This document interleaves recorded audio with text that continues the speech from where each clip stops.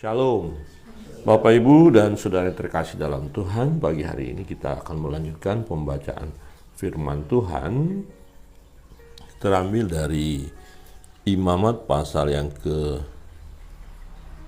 23, 24. Ya, hari ini ya Imamat pasal 24. Satu bagian kita mau renungkan firman Tuhan bahwa orang yang menghujat Allah itu harus dihukum, ya, berdosa di hadapan Allah. Nah, memang dalam perjanjian baru ya tidak kita temukan bahwa langsung hukuman mati, tapi dalam perjanjian lama umat Israel pada waktu itu jika melakukan hal yang tidak berkenan kepada Allah, ya, menghujat nama Allah, maka mereka akan mati. Ya, mari kita lihat di ayat 10, ya, satu bagian ini. Ayat 10 saya membaca, ayat 11 Bapak Ibu dan Saudara yang terkasih dalam Tuhan. Imamat pasal 24 ayat 10. Pada suatu hari datanglah seorang laki-laki, ibunya seorang Israel, sedang ayahnya seorang Mesir. Di tengah-tengah perkemahan orang Israel, dan orang itu berkelahi dengan seorang Israel di perkemahan.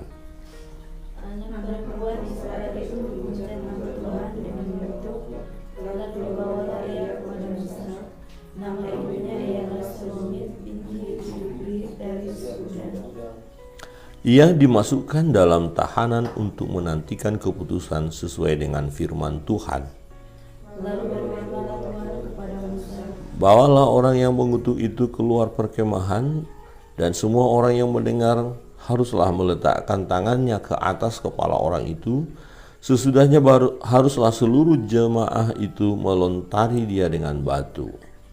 Engkau harus mengatakan kepada orang Israel begini, setiap orang yang mengutuki Allah harus menanggung kesalahannya sendiri. Siapa yang menghujat nama Tuhan, pastilah ia dihukum mati dan dilontari dengan batu oleh seluruh jemaah itu, baik orang asing maupun orang Israel asli. Bila ia menghujat nama Tuhan, haruslah dihukum mati. Juga apabila seseorang membunuh seorang manusia, pastilah ia dihukum mati. Tetapi siapa yang memukul mati seekor ternak harus membayar gantinya, seekor ganti seekor.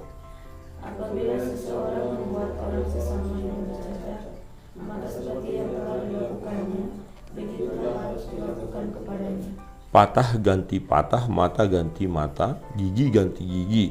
Seperti dibuatnya orang lain bercacat, begitulah harus dibuat kepadanya. Siapa yang memukul mati seorang ternak, dia harus membayar gantinya. Tetapi siapa yang memukul seorang manusia, dia harus dihukum mati.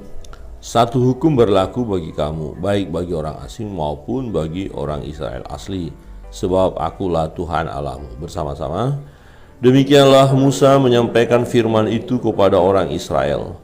Lalu dibawalah orang yang mengutuk itu keluar perkemahan, dan dilontarilah dia dengan batu. Maka orang Israel melakukan seperti yang diperintahkan Tuhan kepada Musa. Amin. Demikian jauh pembacaan firman Tuhan.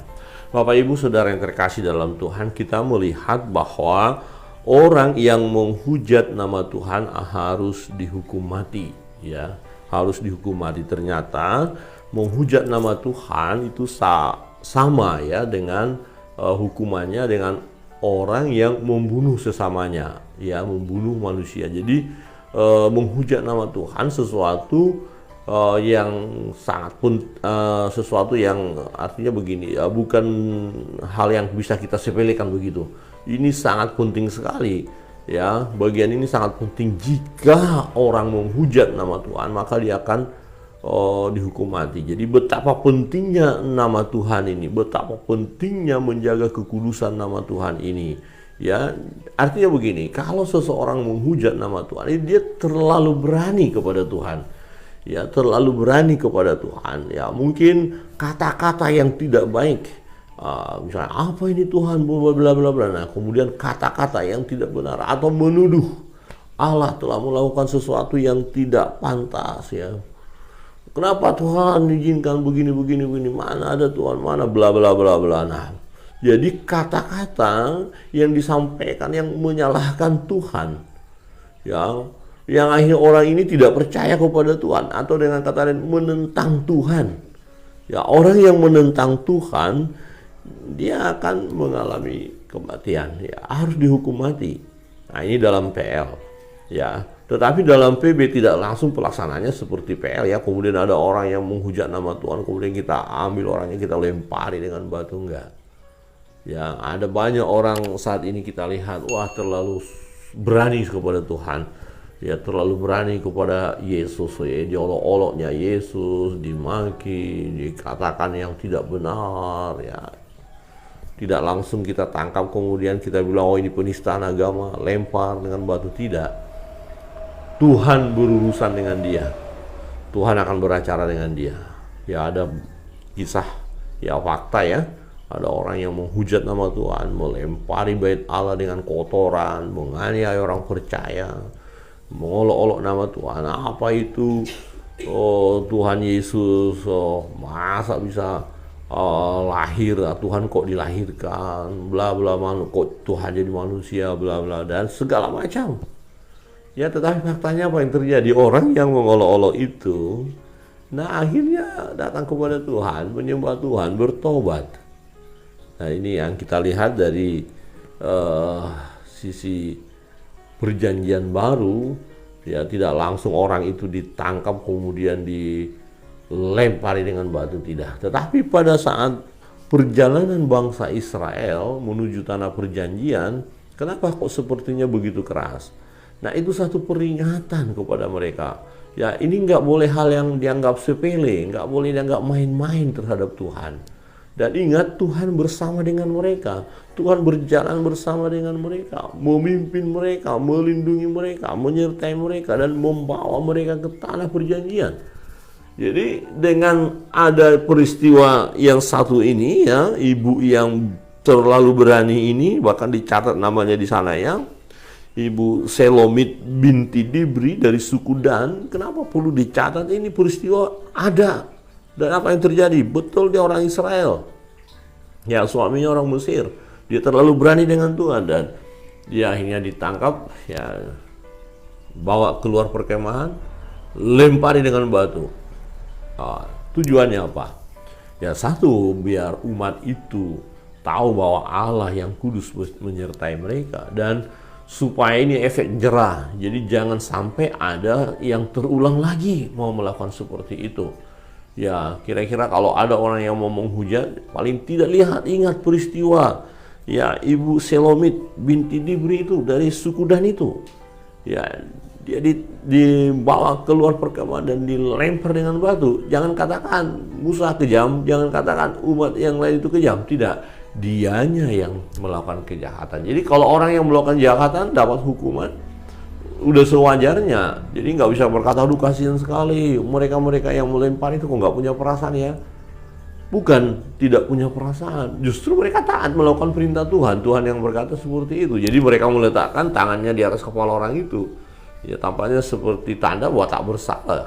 Jadi ini saya lakukan karena firman Allah, bukan karena kebencian yang ada di dalam diri seseorang sehingga orang itu melempari Ibu Selomit ini dengan batu. Bukan karena ada unsur sakit hati, benci, marah dari umat, bukan.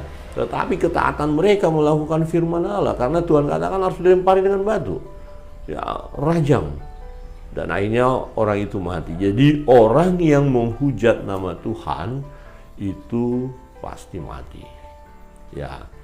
Dalam perjanjian lama kita lihat dilempar dengan batu. Nah, dalam masa kini bagaimana? Ia tetap mati kalau tidak bertobat. Ya.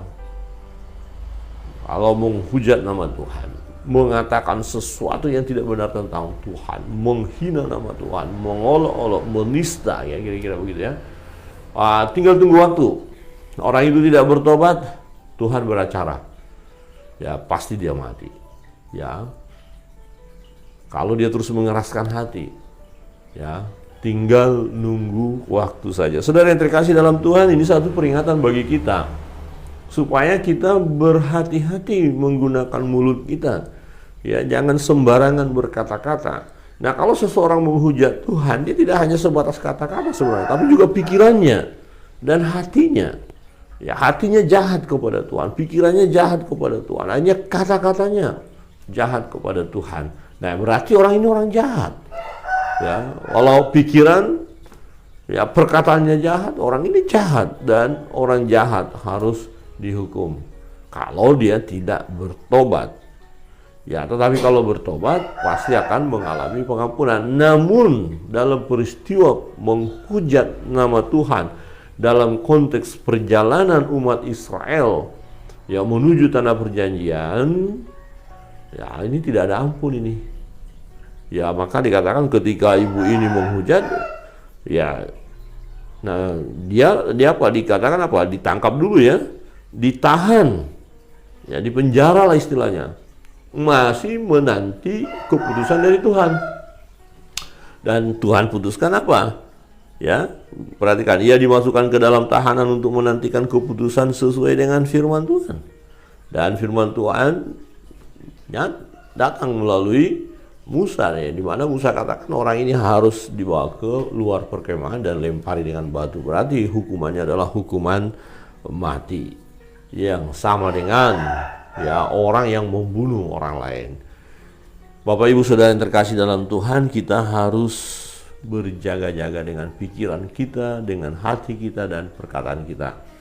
Ya, jangan pernah kita menghujat Allah, jangan pernah kita menuduh Allah bahwa Allah melakukan sesuatu yang tidak patut.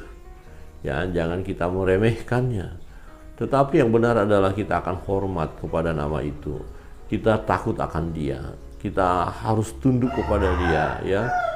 Dia Allah yang harus kita sembah. Kita ada, kita hidup. Ya, itu karena Tuhan, karena Allah itu sendiri yang mengasihi kita. Jadi layaklah kita bersyukur kepada Tuhan, memuji Dia, menyembah Dia, memuliakan Dia. Nah, di dalam peraturan bangsa Israel yang ditetapkan oleh Tuhan, itu berbicara juga tentang keadilan, bahwa upah dosa adalah maut, ya, atau seseorang akan menerima hukuman setimpal dengan kesalahannya.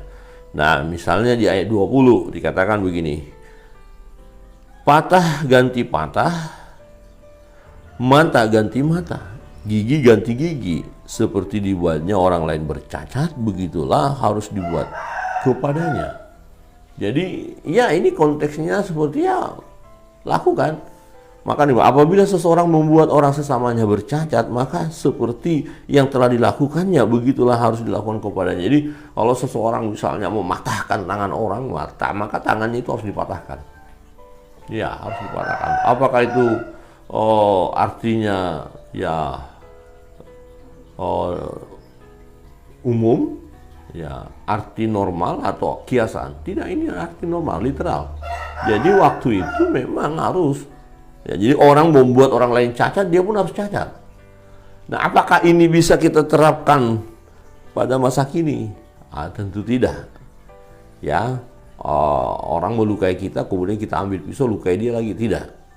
Ya, tetapi ya prinsipnya ya masih tetap berlaku, bahwa seseorang yang melakukan kesalahan maka hukumannya harus setimpal dengan kesalahan itu.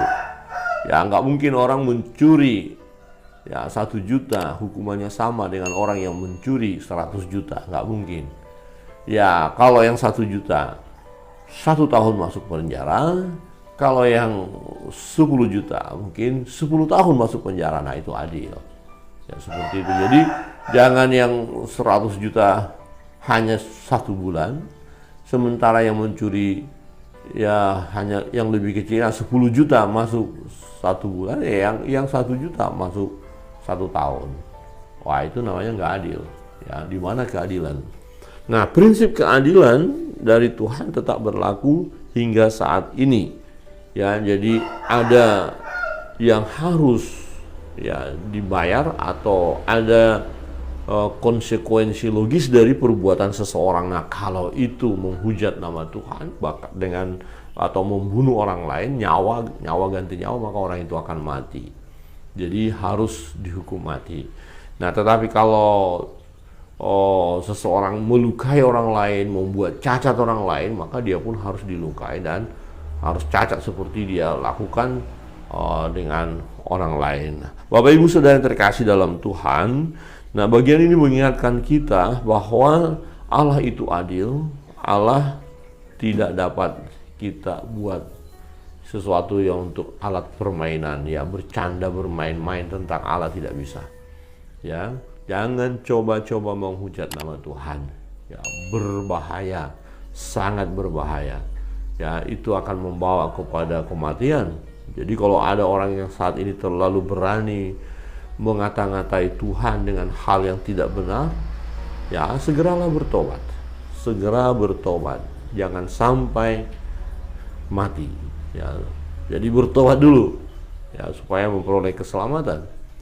Ya, dan yang kedua kita lihat bagaimana keadilan itu harus terus dilakukan. Ya, mata ganti mata, gigi ganti gigi, ya. Tetapi penerapannya bukanlah kita tonjok orang lain giginya patah, kemudian kita kasih gigi kita untuk dipatahkan, biar tonjok saya, biar patah gigi saya, tidak. Tetapi hukuman yang setimpal harus dilakukan. Ya, mungkin ganti rugi atau mungkin hukuman penjara atau apalah, tetapi itu sesuai dengan peraturan yang ditetapkan tentunya. Nah, kiranya kebenaran firman Tuhan pada pagi hari ini menolong kita untuk kita tetap menjaga hidup kudus di hadapan Allah, baik dari perbuatan kita kepada sesama, terlebih kepada Allah. Jangan pernah kita menghujat nama Tuhan, jangan pernah kita melukai orang lain, menyakiti orang lain, sebab apa yang kita perbuat kepada orang lain, nah akibatnya juga akan kita tanggung.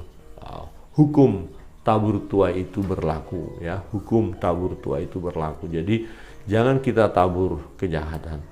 Kalau kita tabur kejahatan, maka kita akan menuai kebinasaan. Tapi taburlah kebaikan, taburlah yang benar, yang berkenan kepada Allah, maka kita akan menikmati berkat-berkat Tuhan, kemurahan Tuhan. Kiranya Tuhan Yesus memberkati kita, terus semangat melayani, ya, semangat beribadah kepada Tuhan, memuliakan nama Tuhan. Dan apapun yang menjadi beban pergumulan kita, mari datang kepada Tuhan, bawa beban pergumulan kepada Tuhan. Dia Allah yang sanggup menolong kita. Kita naikkan satu pujian, kemudian kita akan berdoa bersama-sama.